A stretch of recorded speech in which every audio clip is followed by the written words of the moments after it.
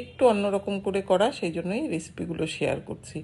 প্রথমে তেলে অল্প পেঁয়াজ কুচি, আদা কুচি আর লঙ্কা দিয়ে দিলাম, দিয়ে অল্প ভেজে নিয়ে তারপরে এর মধ্যে আগের থেকে ফেটিয়ে রেখেছিলাম ডিম, অল্প নুন দিয়ে শুধু।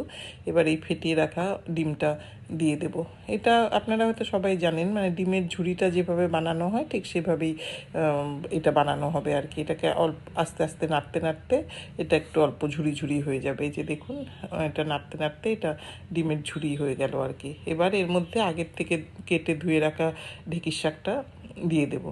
এবার আপনারা জানেন যে শাক দিলে পরে হচ্ছে শাকের থেকে প্রচুর জল বেরোয়, আর আস্তে আস্তে জলটা টানবে আর আস্তে আস্তে শাকটা রান্না হয়ে যাবে, কারণ শাক রান্না করাটা খুব একটা বেশি কঠিন না, আমি জানি যে আপনারা সবাই সেটা জানেন। এবার শাকটার মধ্যে দেখুন অল্প নুন হলুদ দিয়ে এটাকে খুব ভালো করে মিশিয়ে, ডিমটার সাথে খুব সুন্দর করে মিশিয়ে দিয়ে তারপরে এটাকে ঢেকে দেব। এবার এদিকে দেখুন শাকটা হয়ে গেছে, জলটা শুকিয়ে শাকটা একদম